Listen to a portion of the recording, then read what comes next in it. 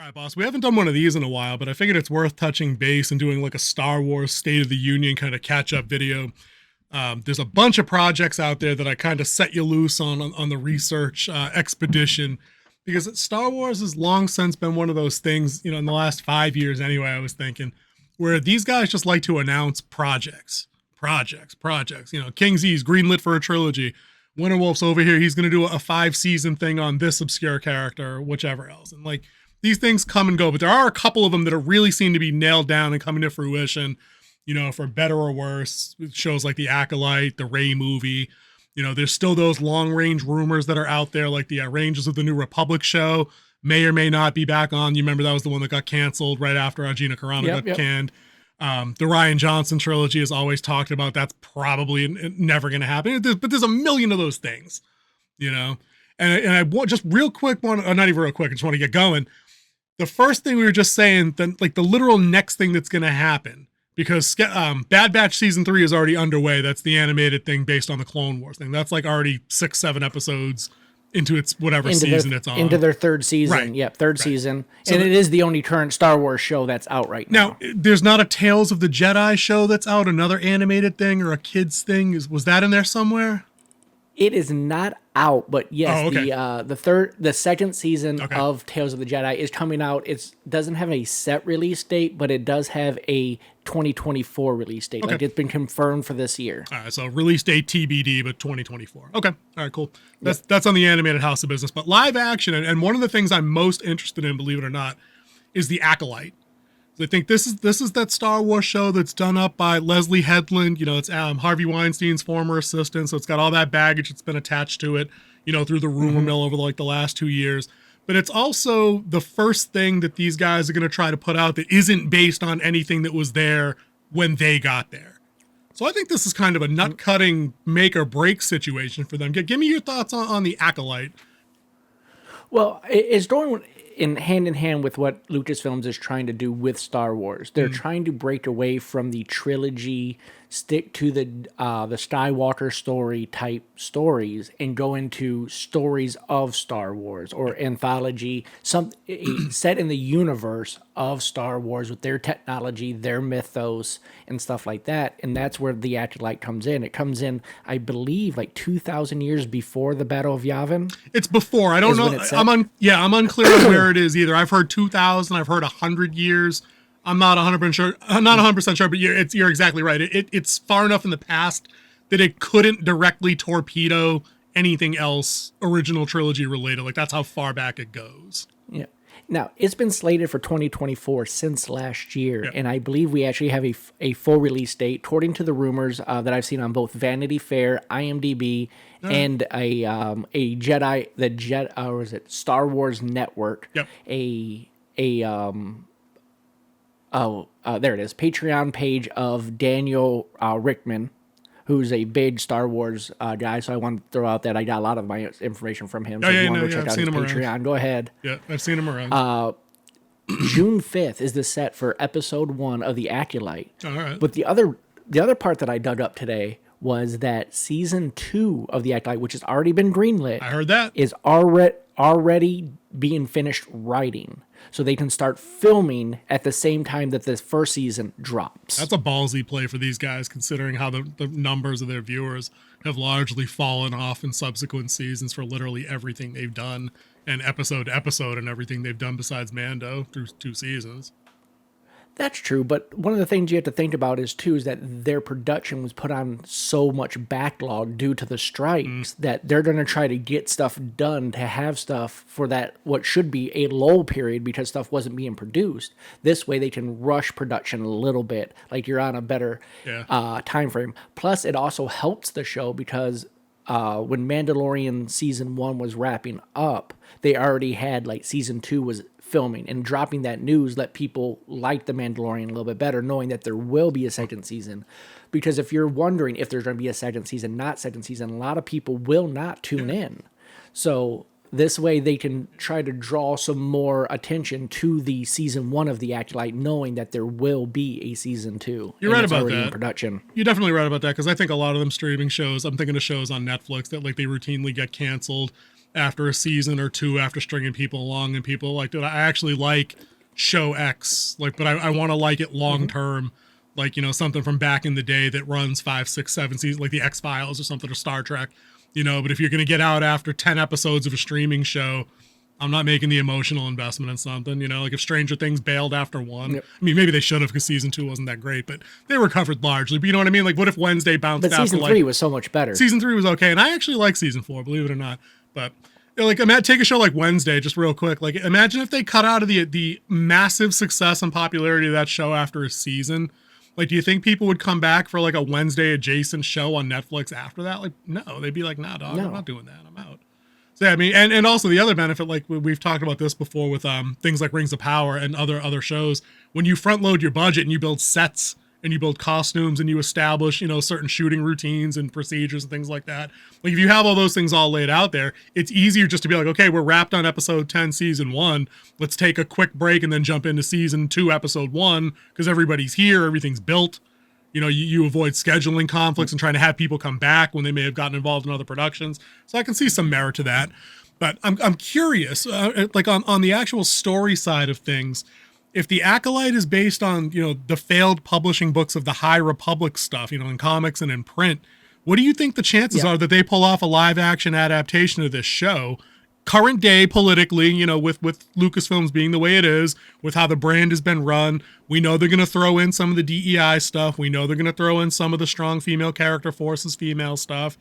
And even if that stuff wasn't involved, like I've read some of the High Republic and seen some of the graphic novels, it doesn't seem all that interesting to me as a Star Wars fan. What do you think of the time period or any of the content that they could put in this show? Can they pull it off? I believe if they take it as a original in a Star Wars universe, it could be something original that catches. It might be like one of those flash in a pan, you know, lightning in a bottle type things that could catch attention if they make it original and not try to, well, this character was written this way, but we're going to change him up to fit narrative for today, diversity issues. I gotcha. But I mean, talking about that with the strong female characters, there's a movie coming out. I believe it's on Amazon Prime or Netflix. I can't remember, but it's called Damsel. It's 11 from Stranger Things. It's on Netflix. It's on my watch list to do. Yeah. And that one is exactly what me and you talked about all the time. They took a original story, made a strong female character in it, and had it kick ass. I mean, it looks like she kicks ass. Okay, yeah. I've seen the trailers. Yeah. I haven't watched the full thing yet. Yeah. It looks like she kicks ass. So I'm like, this is exactly what we're talking about. You guys went and made a strong female character that you all want in an original IP, which is awesome because a strong female character deserves their own IP. Sure. They deserve their own story. Yep.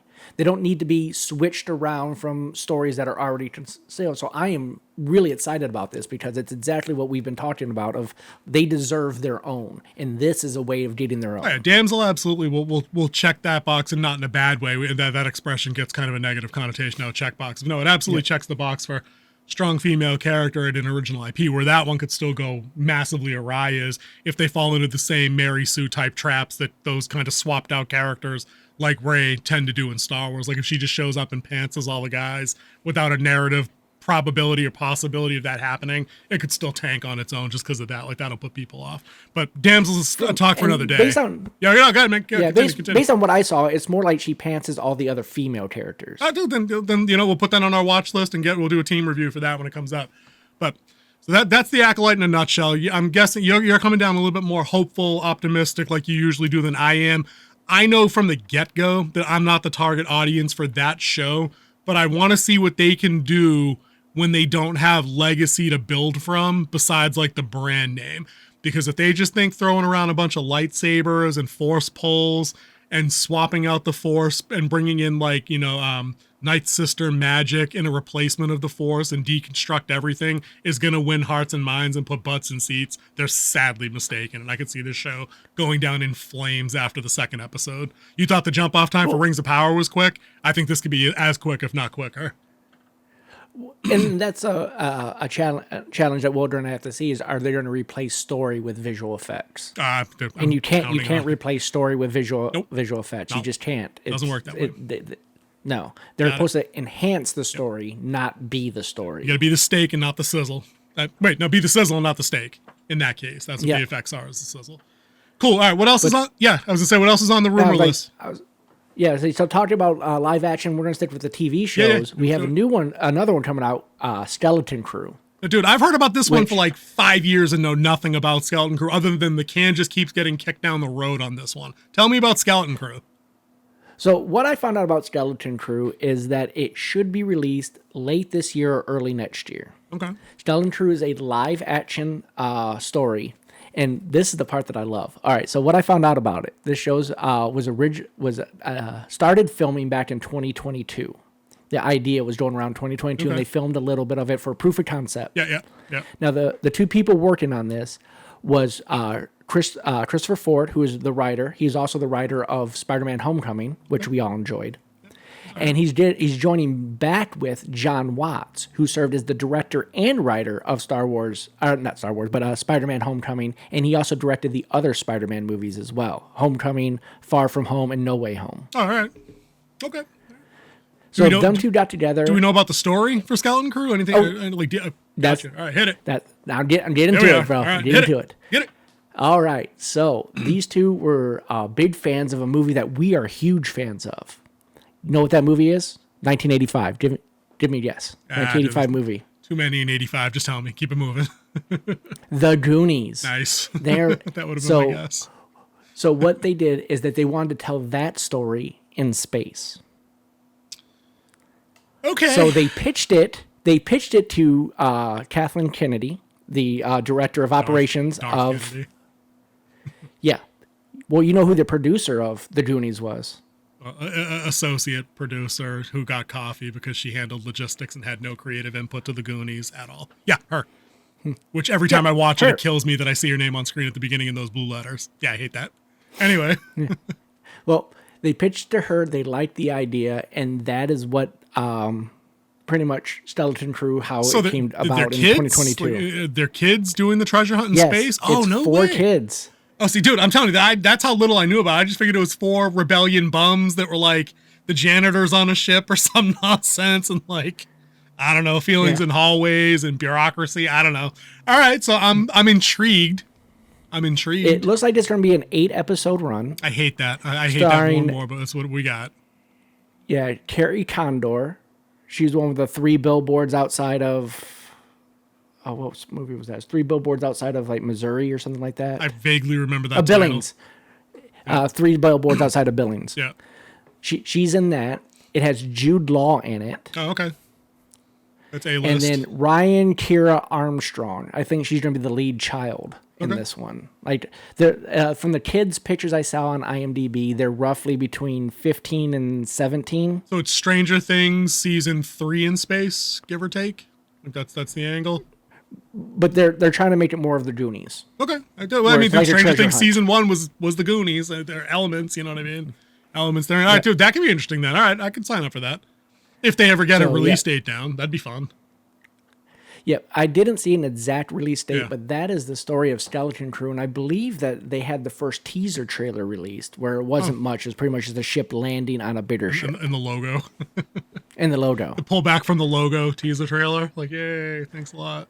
Yeah. All right, cool. All right, on to one more, a show that's near and dear to our heart. Yeah. And that's Andor. This hurts. Andor Season 2. This hurts. So Andor Season 2 has officially been cut from the 2024 release dates. So it looks like it's going to be mid-2025 done. release. What's the holdup? Why is it not on now? The further you get away... Listen, let's face the facts on this show. It's not done. I thought it was done shooting. I thought they wrapped that. No, he still has... was it the main guy? Gilroy? Tony Gilroy. Andor. Oh, okay. He had... The director or the actor?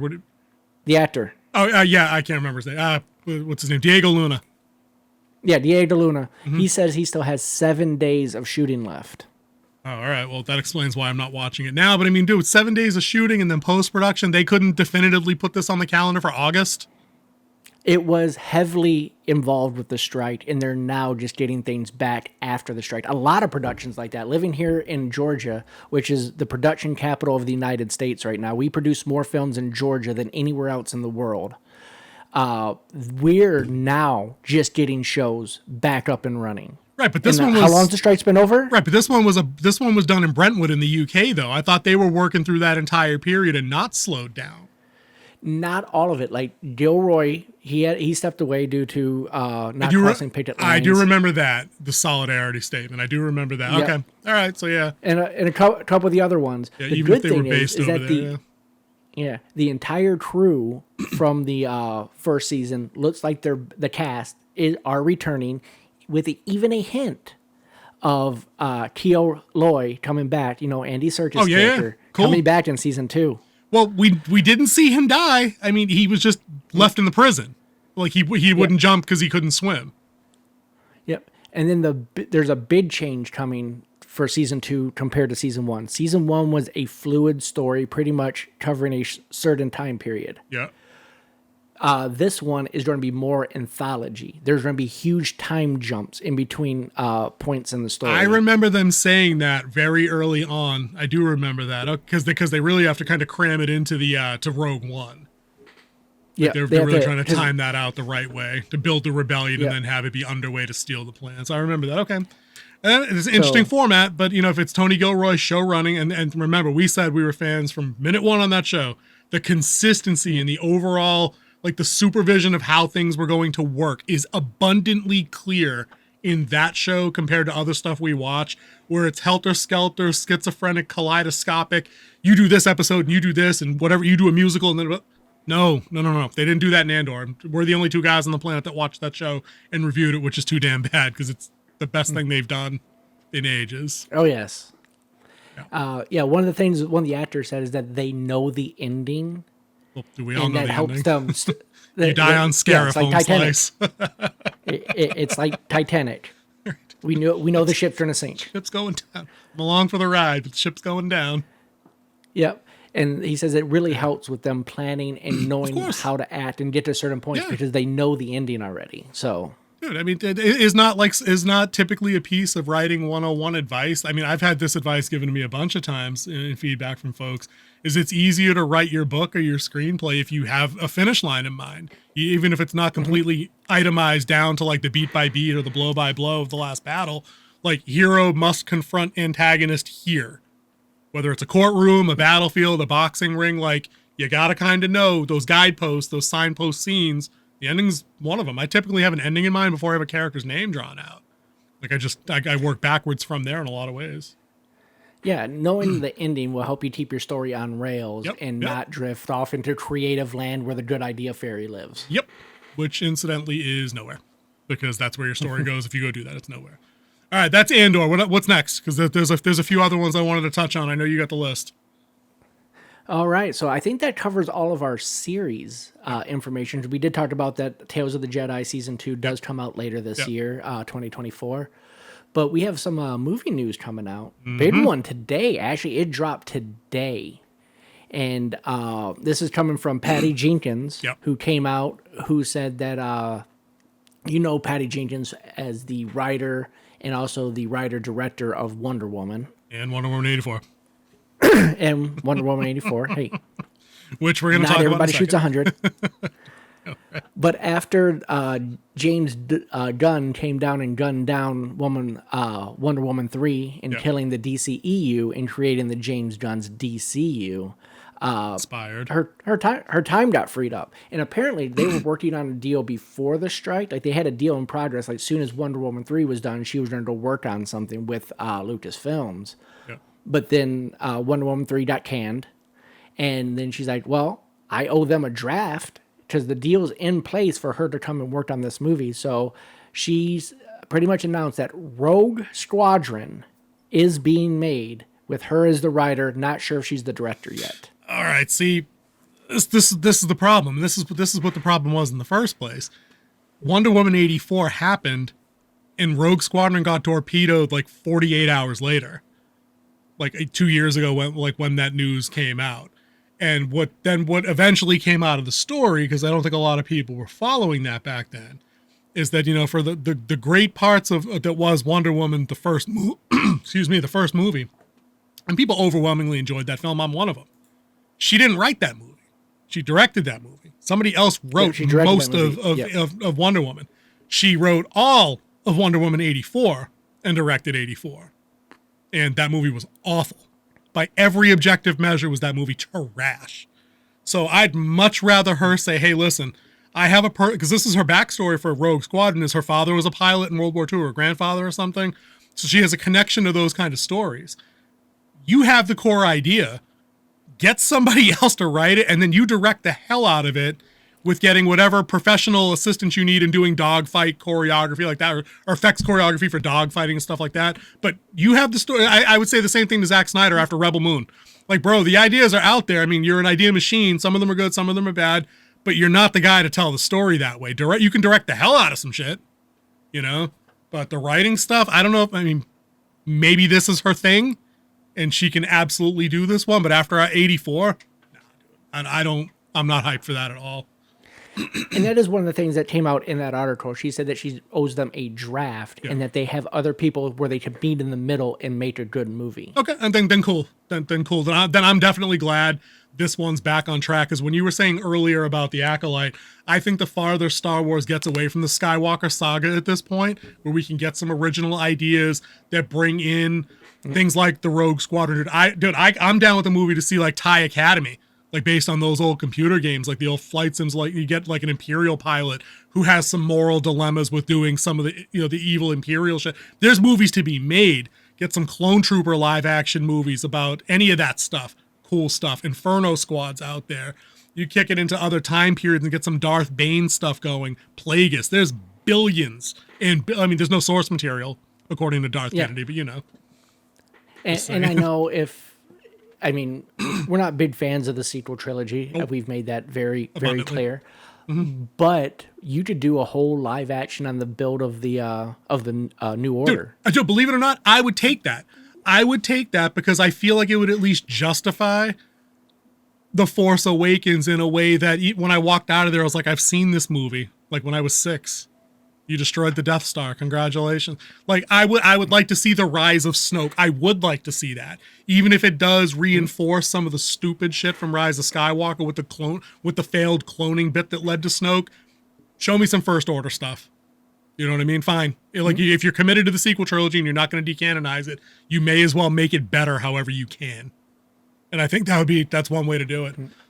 But think of some of the other adjacent Star Wars stuff, like the books we read as a kid, like Tales from the Cantina about the bounty hunters. Give me an anthology thing that has Tales of Bosk, Tales of IG-88. The Dark Side of the Empire. Dude, saying, dude, there's a million things. Dude, Kennedy was wrong on that. She had to eat a bunch of crow. Yes, you do have source. There's a billion things out there. You take and cannibalize the best parts of it already anyway. Thrawn, Heir of the Empire. You know what I'm saying? Like, you've already done that. You may as well go all in and be like, oh, these are the top 5 selling EU books of all time. These are now movies. You know what doesn't need a new movie? Rey. You know what I mean? Oh, wait, is that on our list? Oh, let's talk about the Rey movie since you brought it up. Yes, let's. So there are news coming out about the Rey movie. The working title is The New Jedi Order. It's the working title. It is in pre-production phase, which could mean anything at this point. But one of the things that are coming out that they are in casting now. Yep. So, of course, Rey's already cast, but they are looking for the two apprentices of Rey and then the main villain, which brings us to, I don't want to mess up her first name, but I think it's Amelia Bassett. No, Angela Bassett from Stella Got Her Groove Back. It's Angela? Yeah. Yep. I guess it put an M instead of an N when I copied it. No, it's supposed to be Angela Bassett, which was the weirdest thing when I read that yesterday. Yeah. Yeah, and it was, and as I said, who's known from movies from How Stella Got Her Groove Back, but also more notable as T'Challa's mom from Black Panther. Yep. Mm-hmm. But she has been notified to be in a Star Wars project, which maybe be linked to the main villain of the new Jedi Order. Also, news coming out of this is that they are not looking for this to be a trilogy. It is just to be a sequel, and one of the other working titles is Episode 10, A New Beginning. Now, A New Beginning, if I remember right, I think they had a book by that title a gazillion years ago. I'd have to go back and check the collection. So it would, I mean, not that there's a New Jedi Order entire sub-series of books, with Luke as the Grand Master in the Order, and the actual Solo children that should have been and not Emo Ren, but that's neither here nor there. Dude, let me ask you this as a fan, right? we just said we didn't like the sequel trilogy, but we said we'd be willing to see things that supported it or made it better. Do you think there's any shot that a Rey movie works, just given the general beige, lukewarm, at best appeal of that character and the Mary Sue label? Like, can they recover from that present day? Is that doable with who they have? Not her, not Daisy Ridley. She's fine. She's beautiful. She seems charming. I don't think anybody dislikes Daisy Ridley on a personal level at all. Let me be clear about that. You know? But what do you think that movie, like, what are the chances that movie does okay? So one of the things that I believe made The Force Awakens so successful is that it came out, 10 years after Revenge of the Sith? Yeah. Largest domestic opening in U.S. history still. Like $1.7 billion or something, or $2.7 billion or whatever it was. It was nasty. And between that, what did we have? We had the Clone Wars and we had Rebels. Mm-hmm. We didn't have all this stories. I mean, we've been talking for half an hour on different projects. I mean, we've hit like 5 or 6 of them. It might be just a saturated, like they're tired of it. I mean, I do believe superhero fatigue is a real thing. Yes, good stories are important. But bad superhero fatigue is a thing. Bad Star Wars thing. I think good superhero is a fatigue as well. Yeah, you let me make a Batman movie. You let me make a Batman movie. I'll get you $1 billion tomorrow. I get the story all sorted. Oh, yeah. The Batman was a good movie. It was an hour too long, and the ending was not stuck. If it's a good movie, the time doesn't matter. And the time mattered because I was checking my watch every 5 seconds. I did not check my watch every 5 seconds at Dune. At Batman, I checked my watch every 5 seconds. I didn't. I liked the Batman. I thought it was good pacing, great acting. Awesome. Then you and about 30 million other people needed to show up and give them that other 300 million they needed to get $1 billion. And then we wouldn't be having this chat. But the Rey movie... But the Rey movie, I think, could do well if they start spacing their stuff out later. Like kind of what Kevin Feige realized with Marvel and why he's re-chopping everything up and trying taking a year off from movies coming out and TV shows coming out to build interest back, get time to make quality stuff instead of trying to, we got to have a movie in March, we got to have a movie in August, we got to have a movie in September. We need 2 series in between each movie, and that way people don't forget who we are. Yeah. But with people like us, YouTube, and your streaming services, no one's ever going to forget about you. You don't have to do that like you used to have to. Like people are wondering, what's this sequel coming out? I don't remember the original. Right. We'd probably tell you line for line everything that happened in Iron Man. Fact. He built this in a fucking cave. Yeah, absolutely. Yeah. Mm-hmm. So I believe that they need to space some of this out before they get into oversaturation. I think the strike actually was one of the best things that could happen to the film industry right now. Short-term growing pains financially for all the below-the-line folks and the crews and things like that for sure. Yes. But in terms of the longevity and maybe getting some of these big IPs that actually hire thousands of people, effects artists, the crew guys, the kind of work you've done and stuff, like this probably in the long run keeps the doors open. I think you're right. I think that this is an absence makes the heart grow fonder situation. They need to get 5, 6, 7 years in between. That's why, you have a release date there. Are they still saying 25 for this? Because I think that's a tactical error. That's too soon still. No, they're not saying 25 because it's still, they're still casting. Right. I thought I heard stories last week talking about 25 though. And I was like, how could that be? If they started writing it today, it would mean it would be a mess. And they can't afford another mess.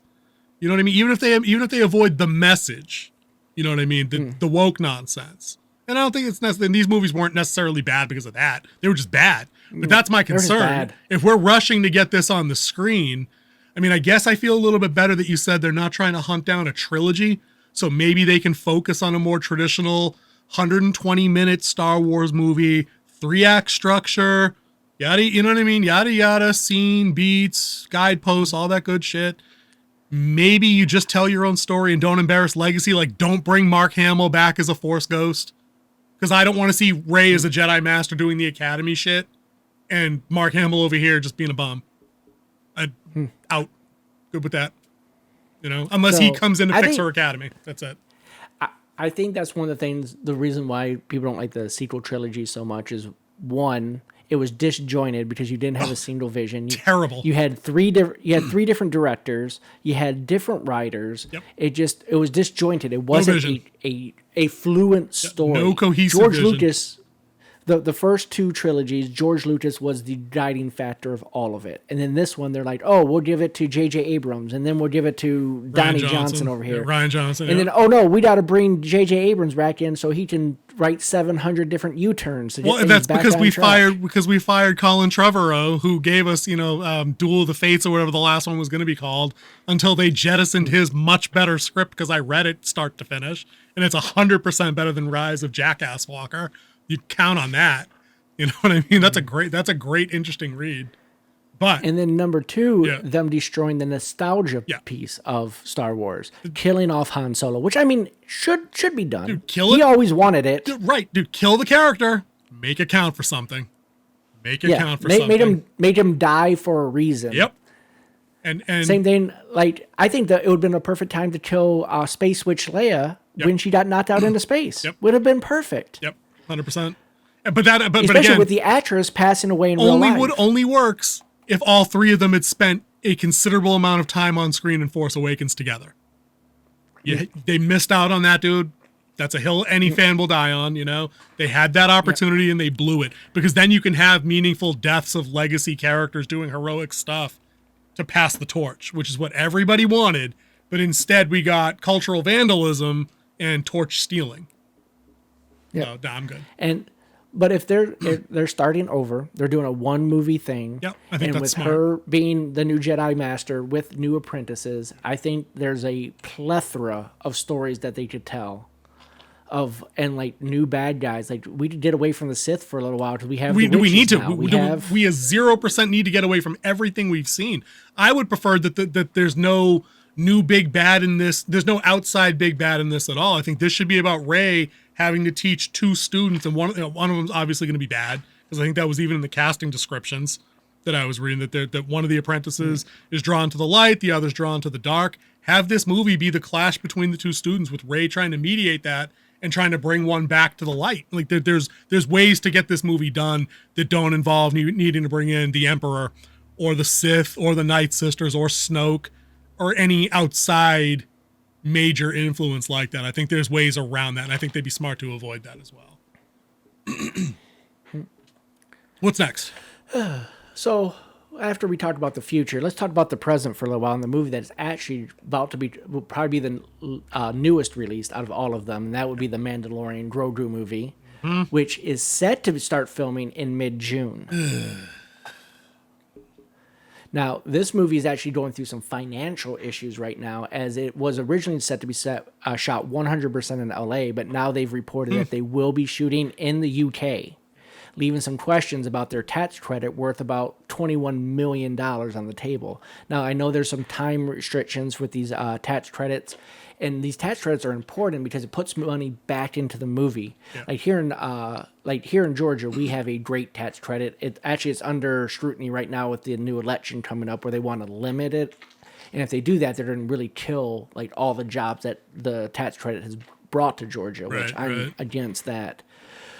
So with that, at the end of the year when you file your taxes, they give you like a 6%. Like here in Georgia, I think it's 7% tax return. If you film 100% in Georgia, whatever you spend in Georgia, they give you a 7% tax cut on that, which is anywhere. 7% is nothing to shake when you're spending $150 million to $1 billion on a movie. No doubt. But one of the things they do to put it back into the movie, because that's, at the end of the year when you're filing your taxes, they have a thing called a tax credit exchange, where I did sell off 3% of my tax credit on my movie to Coca-Cola. Then Coca-Cola pays me $21 million. Now I have $21 million put back into my movie. Right. So these are things that are behind the scenes that a lot of people don't know about when it comes to budgets of the movie. Oh, for sure. But this could be a huge swing in the production of Mandalorian to Grogu times $21 million. I mean, it might not sound like when you hear film budgets of $150 million, $200 million. Right. But $21 million is 7 more special effects people that can actually concentrate on detail and make it look realistic instead of me doing it at my computer on After Effects. Which is what season 3 of Mando looked like, which is my concern of for this movie. Dude, I'm still not over how awful that particular season was of that show. I mean, that show took shots at you, the perennial optimist for Star Wars, and you came away from some of those episodes, particularly with the green space pirate guy. I don't know what is this cabbage grass looking dude who's like, who can't look He's half Pizza as the Hut and green. but with green, but he looks half as good as what was the character Davy Jones from Pirates of the Caribbean 20 years ago. You know what I mean? Like that show is an embarrassment. I think it showed where Favreau checked out. That's why I'm not sure this movie. The title aside, this movie doesn't sound interesting to me. I don't care what they're gonna go do. What do they need a high profile villain to base this movie on? You know what I mean? Like that, what Grogu and Mando are gonna go nab somebody and bring him into the New Republic. I don't care. Like they rode off into the sunset literally and made a homestead at the end of season 3. You know, there's already talk that season 4 isn't gonna happen. The guy that spends the most time in the actual suit in the role of Din Djarin said they're exclusively focused on the movie, and he doesn't know anything about a shooting schedule for Mando season 4. I think that show's quietly done. I think, again, like I said earlier, the numbers and the ratings for all of their shows, literally everything they do, they either tile down, they cascade down, or they fall off a cliff like Book of Boba Fett and Kenobi. Mando season 3 had less than a third of the people watching at the end of it than they did at the beginning, and that starting point was already lower than the starting point for season 2. So we're talking, this is an offshoot of the company that spent $200 million on She-Hulk. Like, they don't have money to burn on a show and a movie concurrently. They just don't. You know, so I think that I'm just not sure these are the characters. I don't know. Does Baby Yoda have that kind of selling power, in your opinion? Like, merchandise wise, still, and like, is soccer moms and wine moms still into this character? Because that's who all that merch is added to, is like marketed to up here. That's what it feels like up here. I only see like 40-year-old women wearing Baby Yoda shirts. I think it would be better with an animated series with Baby Yoda. Personally, to market it to the kids. Yep. Because I mean, that's where Yoda got real popular with kids before it was with the adults. Same thing with Ewoks. Like most adults hated Ewoks, where all the kids loved Ewoks. They remind them of their teddy bears. Right, because the adults were expecting Wookiees to be in there and to be Kashyyyk and not stupid ass Andor with Ewoks. But you know, like you said, they made that tactical decision to sell toys, and it worked. Yep, it worked out great. Yep. Billions. Yep. So yeah, I don't know, dude. Like, what's your interest level in going back to Mando in either a show or a movie? Like, let me ask two for one. What's your interest in that question I just said? Would you see another show or would you see a movie? And would you prefer to see that Rey movie we talked about or a Mando and Grogu movie? And that might be the more interesting question. It depends on what they would do with the Mandalorian Grogu movie. Let's say it's the plot that I gave you. There's a big bad that the New Republic needs brought in, and only Mando and Baby Yoda could go because they need Baby Yoda to use the Force to open a path through the dark side or some bullshit. I don't know, whatever, something like that. That's going to be their plot. They're going to have the one last ride, the one big case that only we can do. I guarantee that's the plot. Up against the Rey New Jedi Order movie.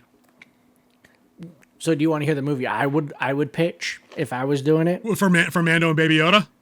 Yep. Oh yeah, dude, let's do King Z pitching films. Is awesome. Elevator pitch, dude. Do it. All right. Based on everything that they're trying to do with the Star Wars universe, with they're keeping the sequel trilogy as canon. Yep. And you have the Rey movie in the future. And we do know that the Emperor was a clone, as well as Snoke was a clone. Yep. And throughout the Mando series, they've been hunting Grogu because he was a Force wielder. Yep. The Mando Grogu movie is where Grogu dies and becomes the sacrificial lamb to create the new Emperor. I wish. That's some Tales from the Crypt shit, but I love it. Finds out that he's gone away and he's after it, and then it sets up the build of like he finds the new order and disappears. Like it completely, like his whole build was his connection with Grogu. Yeah, Grogu is taken from him. He's on I gotta recover Grogu. Finds the New Republic. He's taken out, and you see that Grogu is like tied to a thing with Doctor, who they introduced and had nothing to do with later, or the spy that just happens to be there and tortures a dude with no other story whatsoever. Trash. But this is a way to save that. Yeah, I got you. Could bring spy to be turn it to find out Grogu, get Oh, okay. Grogu out there so they could clone the new Emperor and Snoke. Yep. And I think both of them should be cloned together, where Snoke was the failed, and then the Emperor was they had to raise from a kid as well to be the new Emperor, or Darth Sidious. Yep. And then and it actually ends on a sour note, which leads you into the sequel trilogy.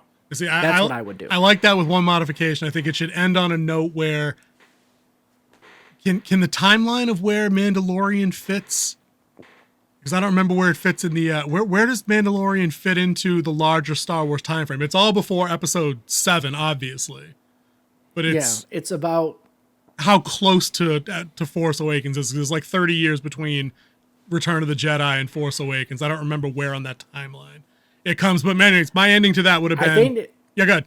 I think it's like 5 years. Okay. So I think this would work then. My ending would have been end on that sour note, like you said, but then I would throw a season 4 of Mando that gets absolutely insane, gritty revenge quest, taking down Imperial officers and the people complicit, maybe within elements of the New Republic that fall away and help start the First Order.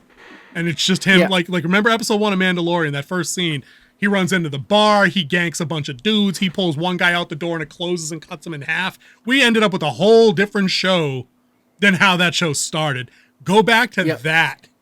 All shot at night, very little daylight, you know what I mean? Very little helmet off nonsense, no side quests with Lizzo and Jack Black. No, very little humor except for levity in a couple of moments. So no Baby Yoda eating fish person eggs and shit like that. No, gone. This is Mando on a mission, burning things down for what happened. That show I want to watch. I don't need if season 4 is anything close to 3, what is the point? If the movie is tonally the same as 3, all set. Don't need it. Don't need it at all. All right, what else do we got on live action films? Anything else worth touching on before we go? We got one more? One last thing I have, and I saved it for last because I care the least about it. I'm pretty sure no one stayed around this long to hear. And that's all. It's all for us in Winter Wolf's Den, guys. King Z doesn't care, so I don't care. No, what is it? What do you got? That Ahsoka has been greenlit for a second season. We have heard about it. Yeah, dude, but it has, but then it wasn't, and then it was, and then Rosario Dawson said she hadn't heard anything about it, and then the one guy died. You know, rest in peace. I forgot his name. The one guy that played Balin Skull. Ray Stevenson, right? He died. Dude, that show was stupid. Even you said the show was stupid. You know how bad, guys? Do you know how bad a show got to be to get King Z to just outright call it stupid? And he's not being hyperbolic. Like, he's like, no, it's stupid. Here are the 5 reasons why it's stupid. You know, in terms of their plotting, their pacing, their character work. Dude, it was junk. They're like, oh, we don't know what to do with Ahsoka, so we're gonna make her Ahsoka the White. Like they aped Tolkien. That's all they did. And Thrawn, we aped Thrawn, who wasn't part of source material, but he rode a space whale back to the New Republic, and then they had time to take a side trip to get Ezra captured or some shit, and now he's no Ahsoka. It was terrible. It's not Kenobi bad. It's not Kenobi bad, but it's bad. It's bad. But the current status is that the writers have finished with production to start in late 2024. All right. Well, so I mean, then you're the pro. If they start actual production in 24, at the end of 24, let's just call that December 1, right? How long does it take to put together? What do you think they get? 8? What did they have last time? 8 episodes? I don't even remember. I don't even think they had 10. Yeah. Do they even get 8? Do they maybe get 6 like Book of Boba Fett? I don't know. Who knows? They'll get 8 again just because that's their standard number to keep things it's Filoni's. It's Filoni's girl. Notwithstanding. And Filoni's now director of content now. Right. So how long would it take to bang out 8 episodes? Like, could we realistically see that show fall of 25? So to film 8 episodes with no reshoots, just you're shooting 8 episodes, you're looking at about 16 weeks to 18 weeks of filming, depending on how fast you want to go. That takes you through winter and into spring. Okay.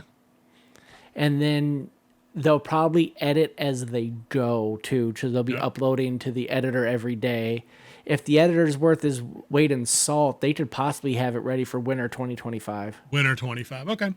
And that's also keeping in mind that their run times are schizophrenic as all hell, where some of them go 48 minutes and then some of them are like 11 minutes. You know what I mean? So Yeah. there's elements of that also.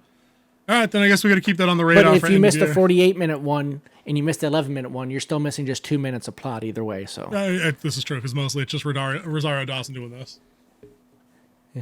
But the reason why they could go into production so quickly is because it is the exact same cast. Location's already set. Well, the only question is, the only question, and that's what I wrote down. The only question is what they're going to do with Braylon Stahl. Do they just forget about the character, or do they? He was the only interesting thing on the show. Dude, every episode we walked away from that show, I was like, oh, finally, they gave this guy a line. He's talking about undoing. He was basically Daenerys. He's like, we're gonna break the wheel. Like we're not gonna do Jedi shit or Sith shit. We're gonna do this other shit. Undo the Force. Right, that's what I'm saying. Like she was gonna break the wheel. He was gonna break the chains. That would be an interesting story, breaking the Force. Well, I mean, that's kind of what the Acolyte's gonna try to do, but unlike Baylan Skoll's character, where he would fail doing that because the good guys would stop him, on the Acolyte, they're actually gonna let that happen. The Force is gonna be replaced with bullshit Night Sister magic. That's a thing. That's gonna happen. That's an absolute thing that's going to happen on that. Well, then how does the Force come back? You have to find a way to bring the Force back. No. Because it happens before everything. No, dude, you're thinking like the patriarchy. Stop that. That doesn't work. That's not how that works going forward. The Force is duct tape. It has a light side and a dark side, and it holds the galaxy together. No, not anymore. I mean, yeah, you know that. I know that. These idiots don't know that. You know? But yeah, Baylan Skoll was that was the most interesting character on there. Shin is his apprentice. They didn't give her enough to do to be remotely interesting, other than every now and again she kind of questioned his mission statement a little bit, but it wasn't enough. And literally none of the good guys are interesting. None of them. In live action, none of them are interesting to me. Like, I don't care. I don't care about Ezra in this version. I loved Ezra on the show, on Rebels. Great character, fun to watch. The rest of his little crew, like Kanan Jarrus is gone. They didn't bring back the purple dude whose name I can't remember. Alien dude. Because he's part of the Rangers. Right, because we did see him that we saw them that one episode of Mando. Yep, that 1/10 of a second thing, and then they canceled that show. Rangers of the New Republic, unless that comes back. So yeah, I don't know. Yeah. There's a lot out there, I guess, and that's where we'll leave it. There's a lot of Star Wars out there that's planned. There's a lot that's in production. There's a gazillion things that are canceled, like the Taika Waititi thing, the Rian Johnson thing. We're never going to see those things. That's out there. But these are the tangible things that are coming within the next year and a half. That have information out there and like stories moving forward about how they're moving forward with these. Meaning that there's stuff coming out of Lucasfilms with these. And honestly, if they did they had that more stuff on there, I believe we would definitely hit that oversaturation, Star Wars burnout. We're done with it. Let's walk away. Let this galaxy far, far away just whimper out. I think a lot of people are there now, honestly, dude. I mean, I'm about as in that neighborhood as I can be.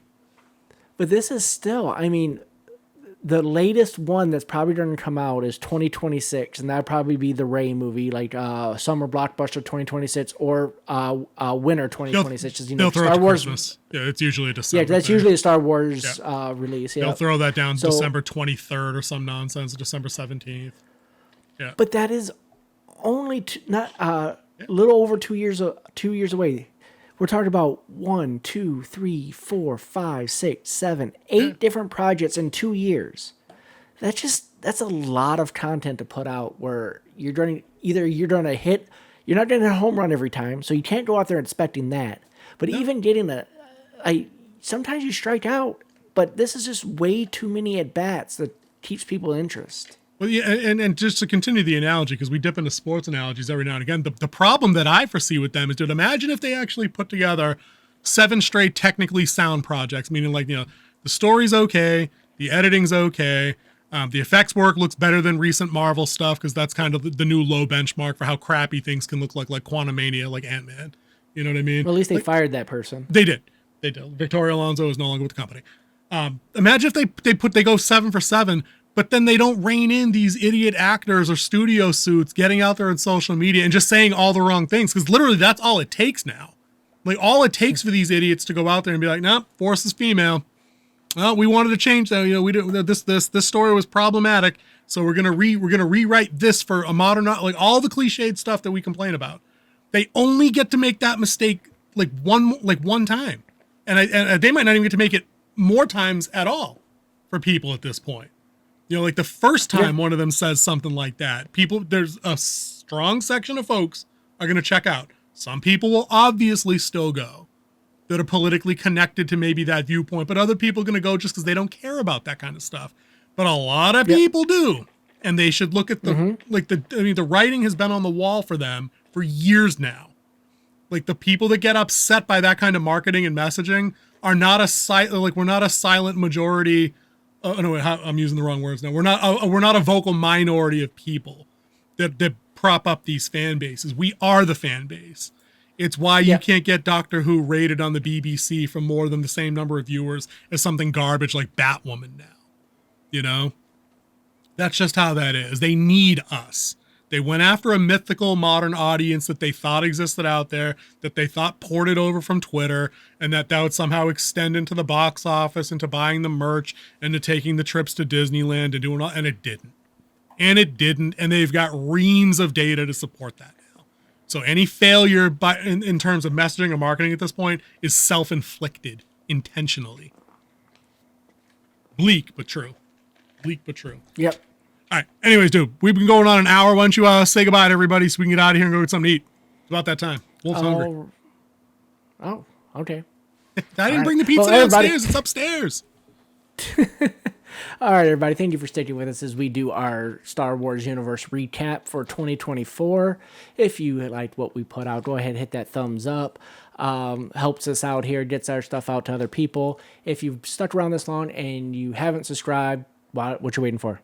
Go ahead and subscribe. Hit that subscribe button. Right, join the numbers on our drive to 500 subscribers. That's right. We're almost halfway there. At the time of recording this, we were at 249, meaning we're halfway to our drive for 500 subscribers. Go ahead and leave a comment. I would love to hear what you have to say. What are you looking for this year in Star Wars? Next year? What project that we talked about that you have a different viewpoint on? Leave us a comment. We will be happy to reply to you. Because we like engaging with our people, because that's what we do this for. No other reason why we do it. So getting paid. Go ahead. There's no money involved. Yeah, we're definitely not getting paid. As you can see, I'm back home. I have no job, so I got plenty of time to reply to your comments. So go ahead. So thank you everybody for coming along. Enjoy your evening, and I'm out. See ya.